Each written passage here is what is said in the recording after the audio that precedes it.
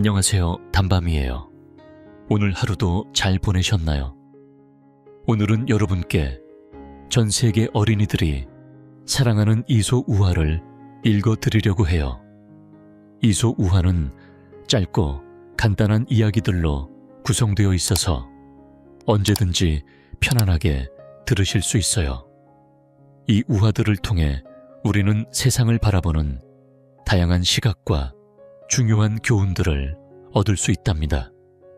이야기 속의 동물들과 그들의 모습은 인간사에 대한 많은 통찰을 주죠. 오늘도 제가 재미있게 읽어드릴 테니 제 목소리 들으며 편안한 밤 되시길 바랍니다. 구독과 좋아요, 알림 설정도 잊지 말고 해주세요. 오늘의 이야기는 양치기 소년의 거짓말입니다.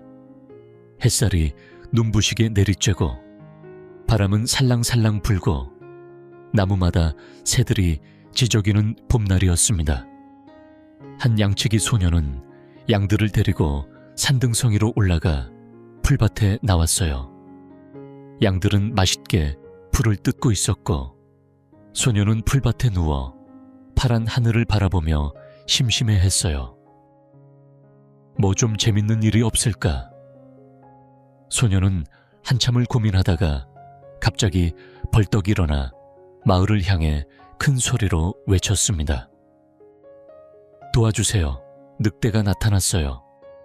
늑대가 양들을 잡아먹고 있어요. 마을 사람들은 놀라서 몽둥이와 도끼를 들고 급히 달려왔어요. 늑대가 어디 있어? 그들은 숨을 헐떡이며 소년을 찾았고 소년은 깔깔깔 웃으며 말했어요.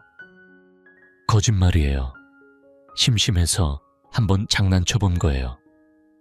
마을 사람들은 화가 나서 돌아갔지만 소년은 너무 재미있어서 눈물이 날 정도로 웃었습니다. 며칠 후 또다시 소년은 심심해졌고 이번엔 더 큰 소리로 외쳤어요. 늑대가 나타났어요. 양들이 위험해요. 마을 사람들은 또다시 허둥지둥 달려왔지만 이번에도 소년의 장난임을 알게 되어 화를 내며 돌아갔습니다. 거짓말쟁이. 마을 사람들은 그를 나쁜 아이로 여기며 점점 더 그를 믿지 않게 되었죠. 그러던 어느 날 소년은 진짜로 늑대들을 발견했어요. 늑대들이 풀숲에서 튀어나와 양들을 잡아먹기 시작했어요. 소년은 다시 마을을 향해 외쳤지만 이번에는 아무도 그의 말을 믿지 않았어요.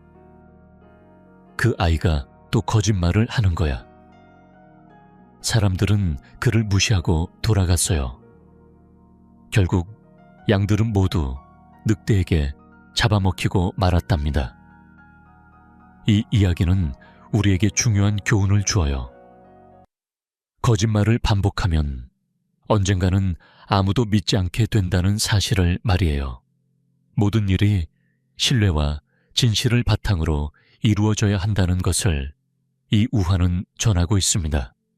농부는 넓은 포도밭을 가지고 있었습니다.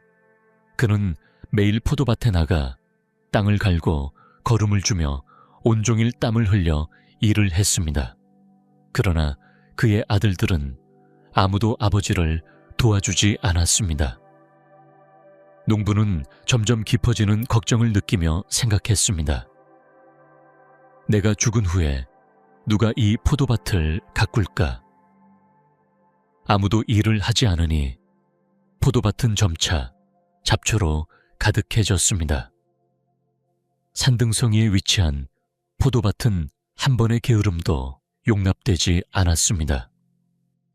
농부는 풀들을 뽑으며 큰 한숨을 내쉬었습니다. 세월이 지나 농부는 병에 걸려 누워있게 되었습니다. 그럼에도 불구하고 아들들의 게으름은 계속 커졌습니다. 그는 내가 죽고 나면 누가 이 포도밭을 가꿀까? 라는 걱정 속에서 점점 더 병이 악화되었습니다. 결국 농부는 아들에게 중요한 말을 해주기 위해 아들들을 불러 모았습니다. 농부는 조용히 말을 시작했습니다. 얘들아, 나는 이제 얼마 못 살 것 같구나. 내가 너희를 위해 포도밭 속에 많은 보물을 숨겨놓았다. 내가 죽거든 그 보물을 찾아서 나누도록 해라. 농부는 말을 마친 뒤 숨을 거두었습니다. 아들들은 슬픔에 잠기며 아버지가 숨겨놓은 보물에 대한 생각으로 마음이 가득 찼습니다. 장례식이 끝난 후 아들들은 누구보다 먼저 보물을 찾겠다는 마음으로 포도밭으로 나갔습니다. 그들은 삽과 곡괭이를 들고 열심히 땅을 팠습니다. 내가 먼저 찾을 거야. 많이 찾을수록 편하고 풍족하게 살 수 있을 거야. 아들들은 서로 경쟁하며 일을 시작했습니다. 덕분에 포도밭은 점차 기름져 갔습니다. 시간이 흐르고 여름이 오자 아들들은 계속해서 땅을 파고 보물을 찾으려 했습니다. 그러나 보물은 나오지 않았고 아들들은 아버지가 거짓말을 한 것은 아닐까 의심하기 시작했습니다. 그러던 중 포도밭에 놀라운 일이 일어나기 시작했습니다. 포도나무에 새 잎이 자라며 포도밭이 점점 더 좋아졌습니다. 그제서야 아들은 아버지가 숨겨놓은 보물의 진짜 의미를 깨달았습니다. 아버지가 그들에게 남긴 보물은 바로 성실함이었습니다. 성실은 세상에서 가장 큰 보물이라는 것을 아들은 알게 되었습니다. 한여름 더위가 계속해서 기승을 부리던 날, 여우는 갈증에 시달리고 있었습니다. 그러다 우물을 발견하고는 급하게 물을 마셨습니다. 그러나 목을 너무 많이 내밀었던 여우는 결국 자기 몸무게를 이기지 못하고 우물 속으로 빠지고 말았습니다. 여우는 우물에서 빠져나가기 위해 애를 썼지만 우물의 높이에 갇혀 있었습니다. 그때 마침 다른 동물이 다가오는 소리가 들렸습니다. 여우는 자신에게 유리한 방법을 생각해내고 그 동물을 이용할 방법을 찾아냈습니다. 여우는 우물 안에서 목욕을 즐기고 있었어요. 아, 정말 시원하다. 여우가 말하자 지나가던 염소는 그 소리를 듣고 우물 속을 들여다보았어요. 그리고 그곳에서 여우가 풍덩풍덩 물에 빠져있는 모습을 보게 되었죠. 염소는 여우에게 다가가며 물었어요. 와, 정말 시원해 보이네요. 여우님, 그렇죠. 여우는 밝게 웃으며 대답했어요. 두 말 하면 잔소리야. 이렇게 시원할 수가 없어. 정말로 보고도 못 믿겠다면 들어와 보라고. 염소는 여우의 말을 듣고 우물 속으로 내려왔어요. 와, 진짜 시원하네요. 물이 얼마나 차가운지 몸이 떨릴 정도예요. 어프커프 정말 시원해요. 염소는 마음껏 물에 몸을 담그고 물장구도 치고 물을 마시기도 했어요. 여우는 옆에서 은근히 염소에게 물었어요. 어때, 내 말이 맞지? 염소는 만족스럽게 대답했어요. 정말이에요. 이렇게 시원할 수가 없네요. 여우는 계속해서 자신만만하게 말했어요. 그래, 내 말만 믿으면 돼. 하지만 그때 염소는 물어봤어요. 그런데 여우님, 여기서 나갈 때는 어떻게 해야 하나요? 여우는 잠시 생각하더니 염소에게 대답했어요. 아, 그거 걱정할 것 없어요. 내가 먼저 올라가면 그 다음에 너도 올라오면 돼. 여우는 자신감 있게 벽을 가리키며 설명했어요. 내가 벽에 기대서 올라갈 거고 너는 내 등을 밟고 올라오면 돼. 염소는 기쁜 마음으로 여우의 방법을 따랐어요. 그리고 여우는 염소의 등을 타고 사뿐히 우물 밖으로 나갔죠. 하지만 여우는 약속과 달리 염소를 도와주지 않고 가버리려 했어요. 염소는 깜짝 놀라며 외쳤어요. 여우님, 여우님. 여우는 뒤돌아보며 모른 척하면서 말했어요. 왜 그래? 그냥 가면 안 되겠어. 염소는 당황한 표정으로 말했어요. 약속하셨잖아요. 저를 올려주신다고 하셨잖아요. 여우는 염소의 말에 대답하지 않고 날렵하게 가버렸어요. 염소는 혼자 남아 발을 동동 구르며 안타까워했죠. 그 후 숲속에서 사슴이 있었습니다. 그 사슴은 자랑스러운 뿔을 가진 수사슴이었어요. 마치 왕의 왕관처럼 멋진 뿔을 자랑하던 사슴은 친구들과 함께 신나게 뛰어놀다가 연못에서 자신을 보게 되었어요. 그때 사슴은 물속에 비친 자신의 모습을 보고 자랑스러워하던 뿔에 비해 다리가 마음에 들지 않았어요. 왜 이렇게 못생긴 다리로 태어난 걸까? 사슴은 하늘을 바라보며 한숨을 쉬었어요. 그때 숲속에서 큰 사자를 발견한 사슴은 깜짝 놀랐어요. 어이쿠, 사자다. 사슴은 가슴이 철렁 내려앉고 몸이 떨리기 시작했어요. 이대로 잡히면 정말 끔찍할 거야. 사슴은 두려움을 이기고 온 힘을 다해 뛰기 시작했어요. 긴 다리를 이용해 산을 넘어 뛰어갔죠. 하지만 그 상대가 누구인가요? 사자는 결코 쉽게 놓치지 않았어요. 사자가 배가 고파서 먹이를 찾아 헤매고 있었습니다. 그는 사슴을 놓치지 않겠다고 다짐하며 숲속에서 사슴을 쫓기 시작했습니다. 사슴은 목숨을 걸고 도망쳤고 사자는 온 힘을 다해 뒤쫓았습니다. 숲속에서 펼쳐진 두 동물의 추격전은 시간이 지나도 멈추지 않았습니다. 사슴은 날렵하게 숲을 달리며 도망쳤고 사자는 그 속도를 따라잡기 어려웠습니다. 사자의 숨소리는 점점 더 거칠어졌습니다. 사슴은 계속해서 빠르게 달렸지만 결국 그의 뿔이 나뭇가지에 걸려버렸습니다. 그는 애써 빠지려 했지만 그 뿔은 나뭇가지에 단단히 걸려 쉽게 빠지지 않았습니다. 사자는 그 모습을 보고 배꼽을 잡고 웃었습니다. 하하, 결국 이 멋진 뿔 때문에 잡히는구나. 사슴은 눈물을 흘리며 자신의 다리가 얼마나 중요한지 깨달았습니다. 자랑스러워했던 뿔이 아무 소용도 없다는 것을 비로소 알게 되었습니다. 한편 숲속의 새들은 왕을 뽑기 위해 모였습니다. 그들은 모두 자신이 왕이 되어야 한다고 생각하며 서로를 비교했습니다. 꾀꼬리는 노래를 잘 부른다는 이유로 왕이 될 자신이 있었습니다. 하지만 다른 새들은 그에게 반대의 뜻을 표하며 가장 아름다운 새를 왕으로 뽑자고 제안했습니다. 독수리는 자신의 의견을 내며 가장 크고 강한 새를 왕으로 뽑자는 말을 했습니다.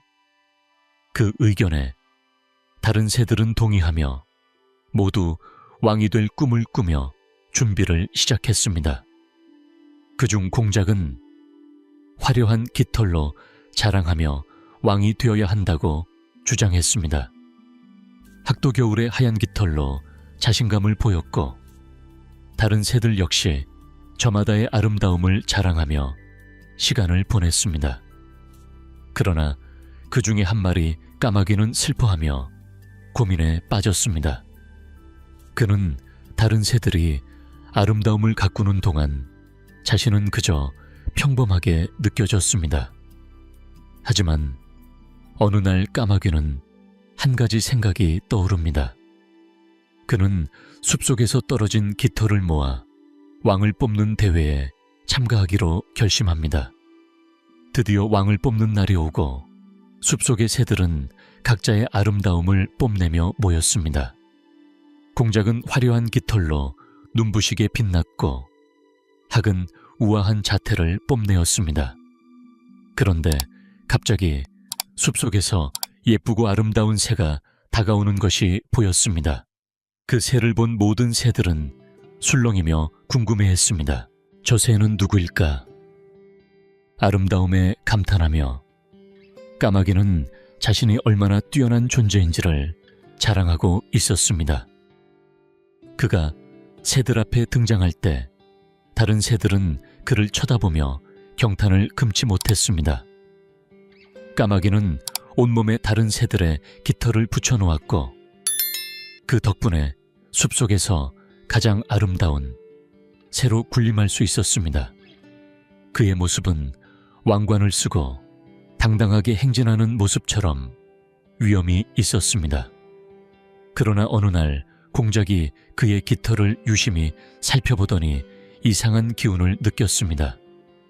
이 깃털 분명 내 것인데 라며 혼자 중얼거렸습니다. 그 말을 듣고 다른 새들 역시 자신의 깃털을 확인했고 그들은 깜짝 놀라며 까마귀에게 달려들었습니다. 까마귀가 다른 새들의 깃털을 훔쳤다는 사실을 알게 된 새들은 분노에 차 까마귀에게 달려들었고 결국 그 깃털들은 다 떨어져 나가 버렸습니다.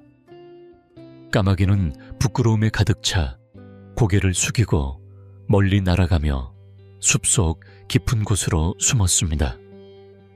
그때부터 그는 혼자서 외로움 속에 살아가게 되었습니다. 어느 따뜻한 봄날, 들판에서 아기 양들이 풀을 뜯으며 한가로이 시간을 보내고 있었습니다. 그중 한 아기 양은 예쁜 나비 한 마리를 보았고 그 나비는 알록달록한 날개를 펼치며 공중을 나는 모습이 아기 양에게 깊은 인상을 남겼습니다. 아기 양은 나비를 따라 숲속으로 들어갔습니다. 숲속은 신기한 나무들과 풀로 가득 차 있었고 아기 양은 그 풍경에 눈을 떼지 못했습니다. 그 순간 아기 양은 엄마가 숲속에 대해 이야기했던 경고를 떠올렸습니다.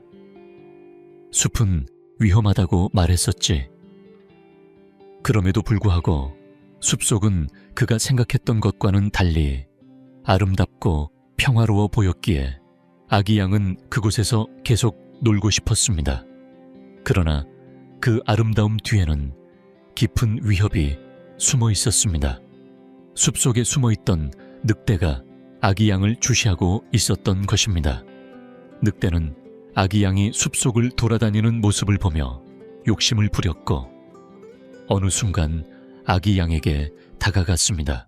아기 양은 놀라서 뒤로 물러섰지만 너무 늦었습니다. 늑대는 빠르게 다가와 아기 양을 잡아먹을 준비를 하고 있었습니다. 아기 양은 두려움에 떨며 절박한 상황에서 엄마의 말을 떠올리며 침착하려 했습니다. 위급한 상황일수록 침착해야 해 라는 엄마의 말이 아기 양에게 힘이 되어 그는 늑대에게 말을 건넸습니다. 늑대님, 죽기 전에 하나의 소원이 있어요. 아기 양은 슬픈 표정으로 말하며 늑대에게 간절히 부탁했습니다. 그게 무엇이냐? 늑대는 재밌는 일이 될 것 같다고 생각하며 고개를 갸웃거렸습니다. 제 소원은 아기 양은 조금 긴장하며 말했습니다.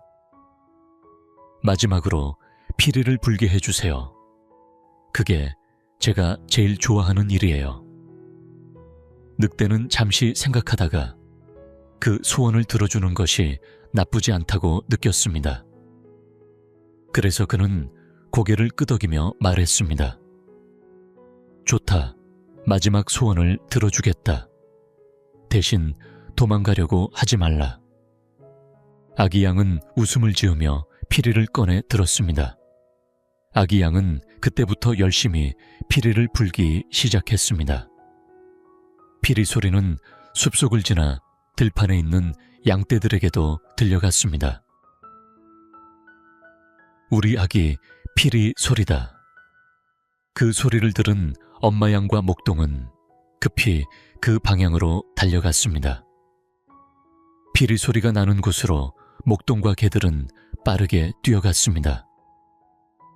이놈 늑대야 오늘 잘 만났다. 목동은 큰 몽둥이를 들고 있었고 개들은 사나운 발톱을 내밀며 달려갔습니다. 늑대는 당황하여 도망쳤습니다. 아기 양은 엄마 품으로 무사히 돌아올 수 있었습니다. 깊은 산속에는 한 나무꾼이 살고 있었습니다. 그 나무꾼은 매우 가난했지만 성실하고 착한 사람이었습니다. 그는 매일 나무를 하러 산에 올라갔습니다. 오늘도 그는 어떤 나무를 베어야 할지 고민하며 숲을 헤매고 있었습니다. 저 나무가 좋겠구나. 그는 연못개 자리를 잡고 있는 참나무를 선택했습니다. 그리고 도끼를 들고 나무를 베기 시작했습니다.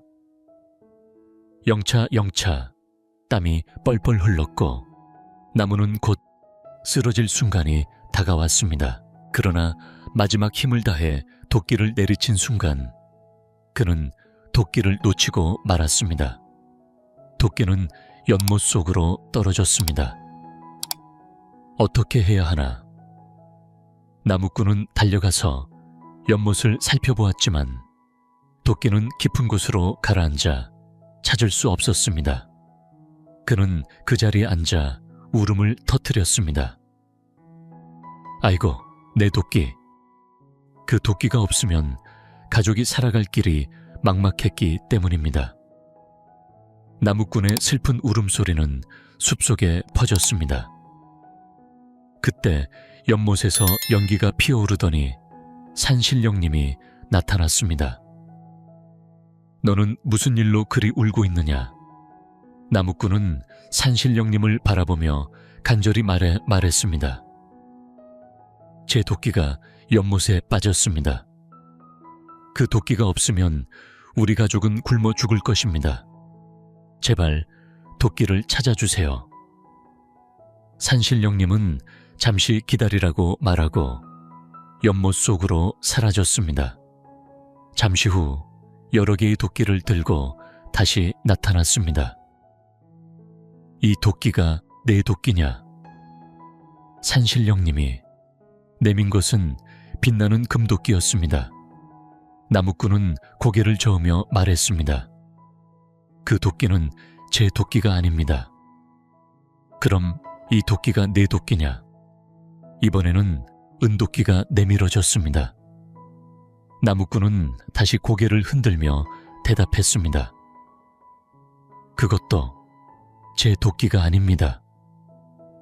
그러자 마지막으로 산신령님이 내민 도끼는 낡고 다른 쇠도끼였습니다.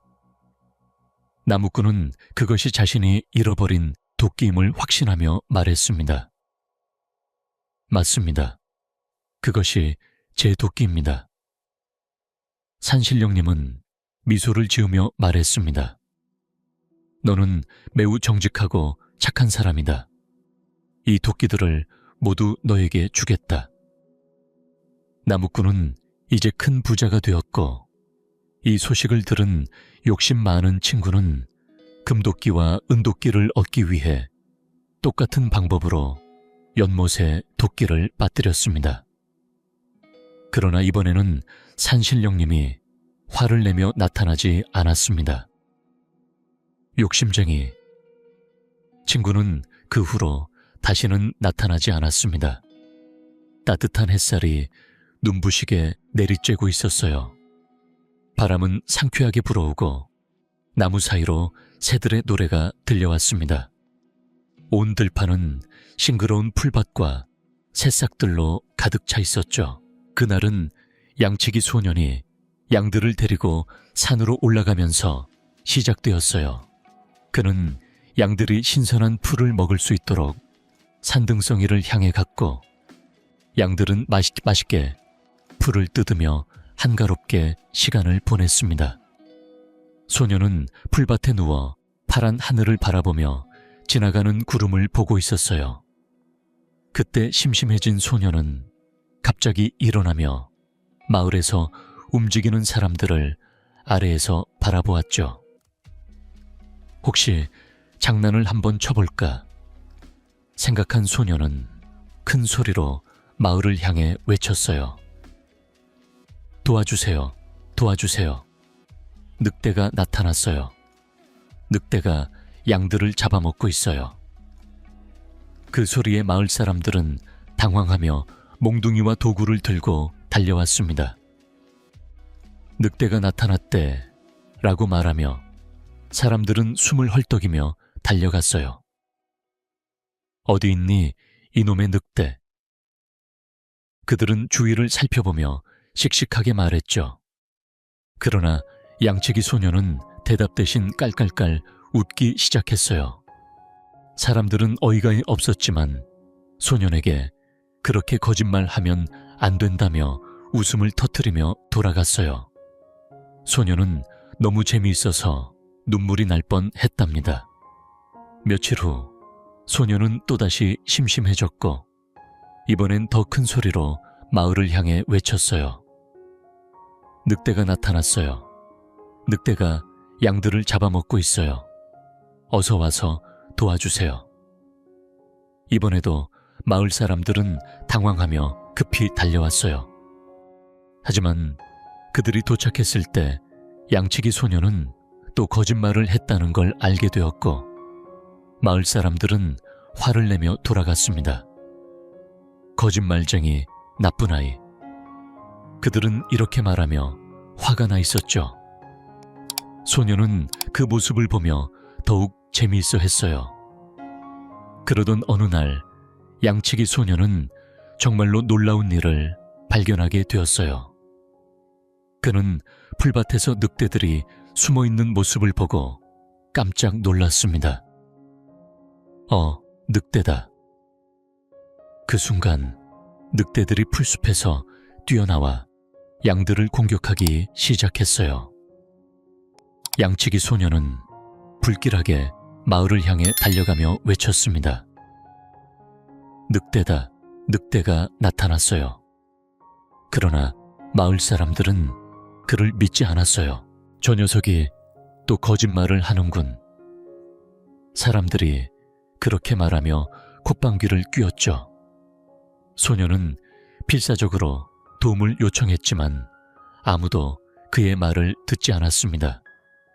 마을 사람들은 모두 그가 또 거짓말을 하고 있다고 생각했기 때문이에요. 결국 양들은 늑대들에게 모두 잡아먹히고 말았답니다. 이 이야기는 믿음의 중요성을 일깨워줍니다. 거짓말을 반복하면 결국 진짜 위기에서 아무도 도와주지 않을 수 있다는 교훈을 주는 이야기입니다. 농부의 걱정은 날이 갈수록 점점 더 커져갔습니다. 그는 언제나 생각했습니다. 내가 죽고 나면 누가 이 포도밭을 돌볼까? 아무도 일하지 않으면 포도밭은 잡초로 가득 찰 거야. 그는 포도밭을 떠나기 전에 그곳에서 하루만이라도 풀들을 뽑아내며 큰 한숨을 쉬었죠. 세월이 흐르고 농부는 병에 걸려 병상에 눕게 되었습니다. 그러나 그의 세 아들은 갈수록 게을러졌습니다. 농부는 내가 죽은 후 누가 이 포도밭을 가꿀까 하는 걱정에 병은 더 깊어갔습니다. 그는 마음속으로 아들들에게 일을 가르쳐야 한다고 결심했습니다. 마지막으로 농부는 세 아들을 불러 조용히 이야기하기 시작했습니다. 얘들아, 나는 이제 얼마 못 살 것 같구나.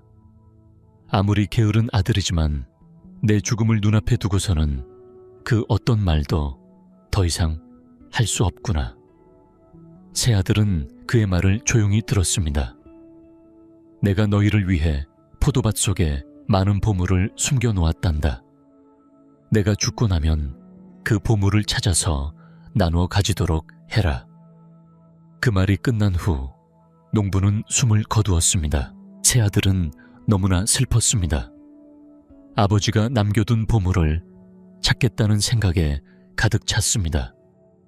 아버지의 장례식을 마친 후 그는 곧장 포도밭으로 갔습니다. 보물을 찾으면 더 잘 살 수 있어. 그는 다른 아들과 함께 경쟁하며 포도밭을 파기 시작했습니다. 그렇게 열심히 일을 했지만 보물은커녕 동전 한 푼도 나오지 않았습니다. 보물이 어디 있는 걸까? 아버지가 거짓말을 하신 걸까? 그런 생각이 들었을 때 포도밭에 놀라운 일이 일어났습니다. 포도나무의 잎은 점점 푸르러지고 포도는 주렁주렁 달리기 시작했습니다. 새아들은 그때 비로소 아버지가 말한 보물의 진짜 의미를 깨달았습니다. 그의 눈빛은 깊어진 의미를 깨달으며 고개를 숙였습니다. 아버지가 남긴 보물은 바로 성실이었습니다. 성실이야말로 세상에서 가장 큰 보물이라는 것을 새아들은 진심으로 깨달을 수 있었습니다. 여름 햇볕이 뜨거운 날, 여우는 갈증에 시달리며 무엇을 찾고 있었습니다. 그때 우물을 발견하고는 기쁨에 달려갔습니다. 목이 너무 말랐던 여우는 우물 속 물을 마시기 시작했습니다.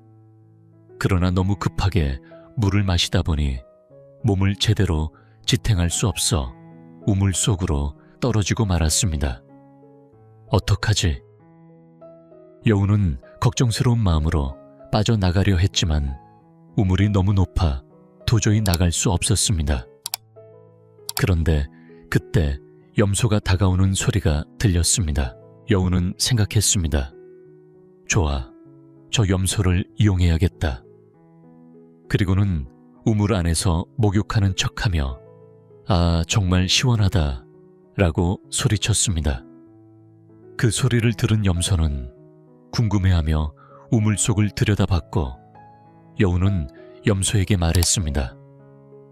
여기 정말 시원하다. 이곳에서 목욕하면 기분이 정말 좋아. 염소는 부러워하며 여우에게 물었습니다. 정말 시원하겠다. 여우님, 나도 여기 들어가도 될까요? 여우는 염소의 물음에 살짝 미소를 지으며 속으로 계획을 세웠습니다. 여우는 염소에게 말했습니다. 이렇게 시원할 수가 없어. 정말로 믿을 수 없겠지만 보고도 못 믿는 바보가 어디 있겠어요. 못 믿겠으면 직접 들어와 봐요. 그러자 여우는 염소에게 우물로 내려오라고 손짓을 했습니다. 염소는 우물 속으로 들어갔고 물은 정말 시원했습니다. 차가운 물에 몸을 담그자 염소는 온몸이 떨리며 아, 시원해 라고 소리쳤습니다. 그러면서 물장구도 치고 물을 마시기도 했습니다. 여우는 옆에서 염소를 보며 부드럽게 물었습니다.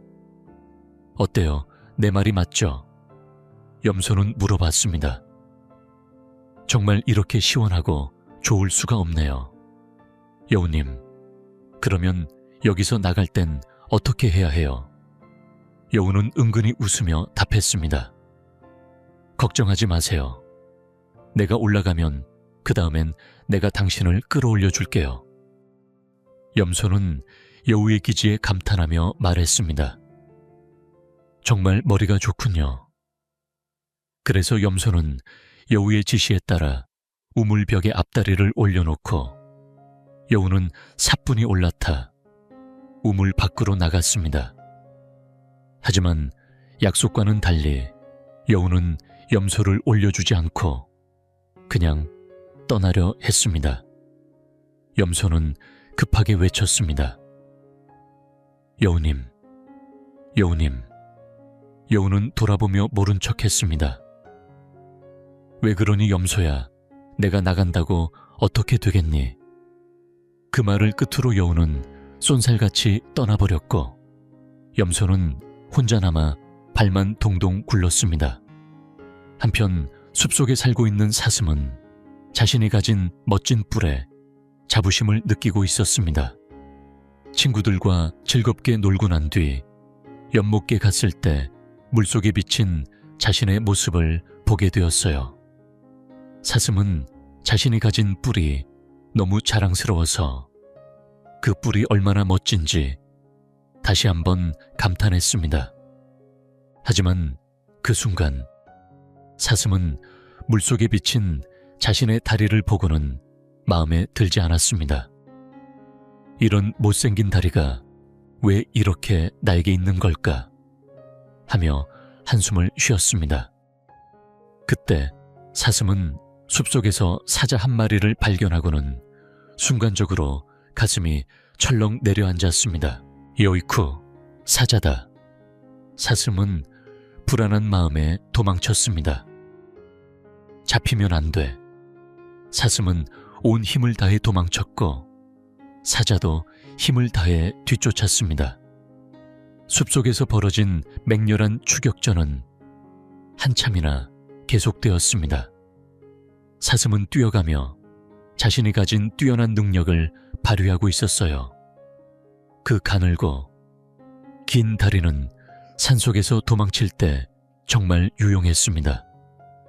하지만 그만큼 빠르게 도망칠 수 있었기 때문에 사자는 그만큼 힘들게 따라잡고 있었죠. 점점 그들의 간격이 멀어졌고 사자는 점차 지쳐서 숨을 헐떡이며 쫓아갔습니다. 그러던 중 사슴의 뿔이 나뭇가지에 걸리게 되었어요. 그 순간 사슴은 그것을 빼려 했었지만 뿔은 쉽게 빠지지 않았습니다. 제발 좀 빠져라. 사슴은 몸부림쳤지만 나뭇가지에 걸린 뿔은 점점 더 엉키기만 했죠. 그 장면을 지켜보던 사자는 웃음을 참지 못하며 말했다.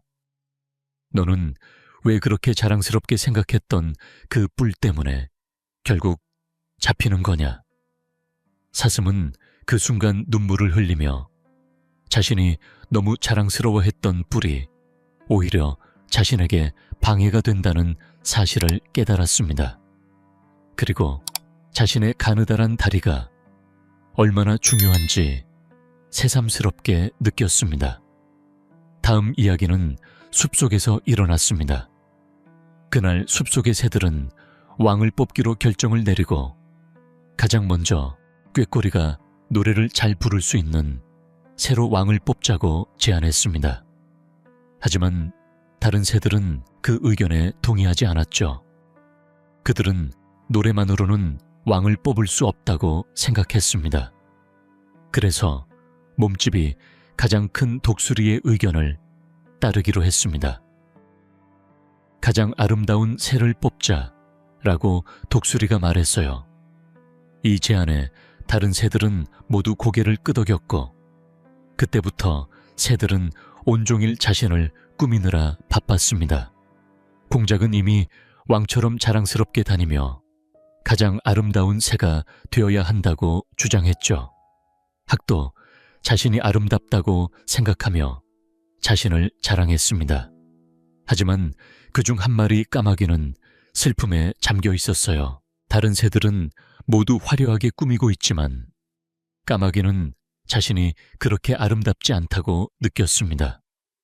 그러던 중 까마귀는 다른 새들의 깃털을 보고서 아이디어가 떠올랐어요.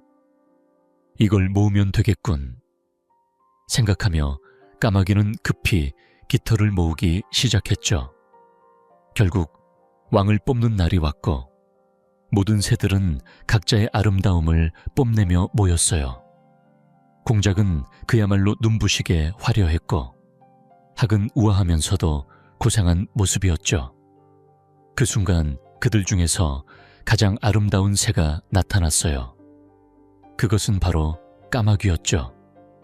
까마귀는 자신이 모은 깃털들로 온몸을 꾸미고 다른 새들은 전혀 알아차리지 못했습니다. 결국 까마귀는 숲속에서 가장 아름다운 새로 왕이 되었습니다. 그날 까마귀는 다른 새들 앞에서 당당하게 행진을 했습니다. 그 모습의 공작은 고개를 갸웃하며 이상하게 생각했어요.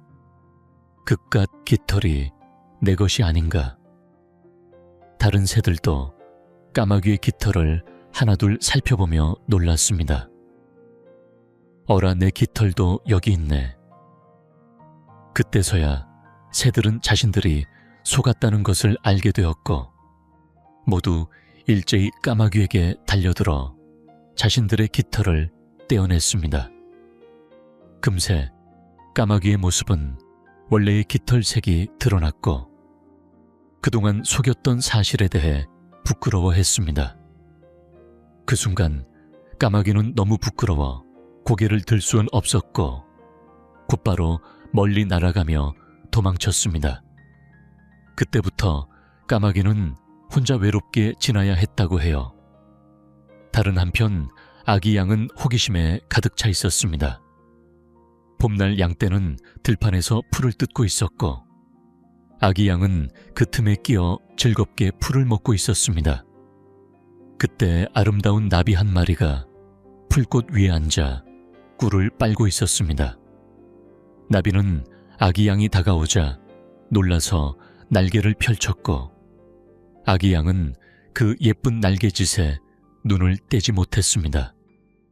정말 예쁘다. 아기 양은 나비를 따라 정신없이 뛰었고 곧 숲속으로 들어갔습니다. 숲속은 마치 다른 세상처럼 빽빽한 나무들로 둘러싸여 있었고 그곳에서 다양한 새들이 노래하며 날아올랐습니다. 땅에는 넓고 맛있는 풀들이 자라고 있었죠. 아기 양은 숲속의 아름다움에 매료되어 한동안 멍하니 그곳을 바라봤습니다. 그러다가 갑자기 엄마의 말이 떠올랐습니다.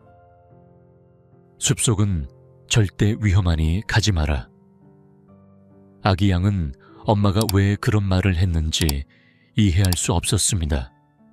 숲속은 그와는 달리 아름답고 먹을 것이 많았기 때문입니다.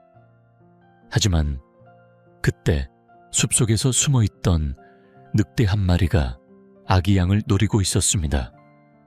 늑대는 그 모습을 보며 속으로 운이 좋군. 저 아기 양이 그냥 내게 다가오다니 라며 생각했습니다. 아기 양은 숲속의 풍경에 정신이 팔려 그 사실을 전혀 알지 못했습니다. 으흐흐, 정말 맛있겠다. 늑대는 군침을 삼키며 재빨리 아기 양 옆에 나타났습니다. 아기 양은 갑자기 나타난 늑대에 놀라서 뒤로 물러섰습니다. 이젠 죽었구나. 아기 양은 두려움에 떨며 도망갈 길도 없는 상황에 빠졌습니다. 늑대는 그를 향해 날카로운 이빨을 드러내며 킁킁거리기 시작했습니다. 아기 양은 몸을 움츠리며 떨었지만 그때 엄마가 했던 말이 떠올랐습니다. 위급할 때일수록 침착해야 한다. 아기 양은 엄마의 말대로 침착하게 늑대에게 말을 걸었습니다. 늑대님, 죽기 전에 소원 하나만 들어주세요. 아기 양은 슬픈 표정을 지으며 애원했습니다. 그러자 늑대는 고개를 갸웃하며 아기 양을 바라보았습니다. 그게 뭔데? 아기 양은 조심스럽게 말했습니다. 피리를 불고 싶어요. 제일 좋아하는 것이거든요. 죽기 전에 꼭 한 번만 불어보고 싶어요. 늑대는 잠시 생각한 뒤 고개를 끄덕이며 말했습니다. 좋다. 마지막 소원이라 들어주겠다. 대신 도망칠 생각은 하지 마라. 아기 양은 기쁨에 가득 찬 미소를 지으며 피리를 꺼내 들었습니다. 필릴리, 필릴리. 아기 양이 피리를 부르기 시작하자 그 소리는 숲속을 넘어 양떼가 있는 들판까지 퍼졌습니다. 그때 마침 엄마 양과 목동도 그 소리를 듣고 그곳으로 향했습니다. 목동과 개들은 순식간에 달려왔습니다. 이놈 늑대야, 오늘 잘 만났다. 목동은 크고 단단한 몽둥이를 휘두르며 말했고, 개들은 날카로운 이빨을 드러내며 달려들었습니다. 늑대는 크게 분노했지만 새끼 양을 잡을 수 없다는 생각에 어쩔 수 없이 도망쳤습니다. 다행히 새끼 양은 무사히 엄마 품으로 돌아올 수 있었고, 그들은 평화를 되찾았습니다.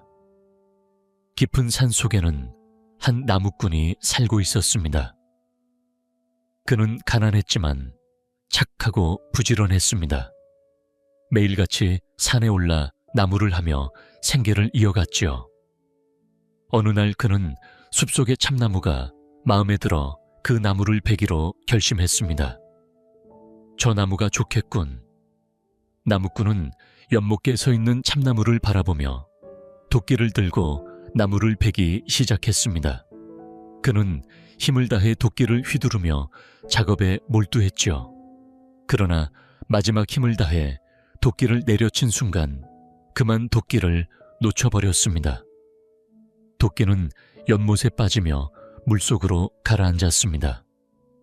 나무꾼은 당황해하며 연못으로 달려갔지만 도끼는 깊은 곳으로 가라앉아 찾을 수 없었습니다. 그 순간 그는 자리에 털썩 주저앉아 울음을 터뜨렸습니다. 아이고, 내 도끼, 이걸 어쩌나. 그가 눈물을 흘리며 걱정하는 사이 숲속에서 이상한 연기가 피어오르며 산신령님이 나타났습니다. 왜 이렇게 슬프게 울고 있느냐? 산신령님이 물었습니다. 나무꾼은 간절히 그를 쳐다보며 대답했습니다. 제 도끼가 연못에 빠졌습니다. 그 도끼가 없으면 가족이 굶어 죽을 것입니다. 제발 도끼를 찾아주세요. 산신령님은 잠시 생각하다가 잠깐 기다리라 고 말하며 연못 속으로 사라졌습니다. 잠시 후 여러 개의 도끼를 들고 다시 나타났습니다. 이 도끼가 내 도끼냐? 산신령님이 물었습니다. 그가 내민 도끼는 금으로 빛나는 도끼였지요. 나무꾼은 고개를 흔들며 아니요, 그 도끼는 제 도끼가 아닙니다. 산신령님은 다시 다른 도끼를 내밀었습니다. 은으로 빛나는 도끼였습니다. 나무꾼은 또다시 고개를 저었습니다. 그것도 제 도끼가 아닙니다. 마지막으로 산신령님은 한 개의 도끼를 내밀었습니다. 그것은 오래된 쇠도끼였지만 나무꾼이 손때가 묻은 바로 그 도끼였습니다. 맞습니다. 이 도끼가 제 도끼입니다. 나무꾼은 기쁨을 감추지 못하며 대답했습니다. 허허, 너는 정말 착한 사람이다. 자, 이 도끼들은 모두 내게 주겠다. 산신령님은 말하며 금은 소의 도끼를 모두 선물로 주었습니다. 나무꾼은 이제 큰 부자가 되었고 그 후 그는 착한 마음으로 삶을 이어갔습니다. 그러나 이 소식을 들은 욕심 많은 이웃이 있었죠. 그는 나무꾼이 받았던 도끼들을 원하며 같은 방법을 시도했습니다. 그는 일부러 도끼를 연못에 빠뜨리고 연못 옆에 앉아 울기 시작했습니다. 아이고, 내 도끼야. 그리고 다시 산신령님이 나타났습니다. 왜 이렇게 슬프게 울고 있느냐? 산신령님이 물었습니다. 욕심쟁이는 거짓말로 대답했죠. 내 도끼가 연못에 빠졌습니다. 산신령님은 다시 이 도끼가 내 도끼냐? 라고 물었고 빛나는 눈 금도끼를 내밀었습니다. 욕심쟁이는 당황하며 네, 그 도끼가 제 도끼입니다. 라고 대답했습니다. 그러나 산신령님은 화를 내며 말했습니다. 이 못된 자 나를 속이려 하다니. 그리고는 연못 속으로 사라졌습니다. 욕심쟁이는 결국 자기 도끼만 잃고 산에서 내려오며 큰 교훈을 얻었습니다.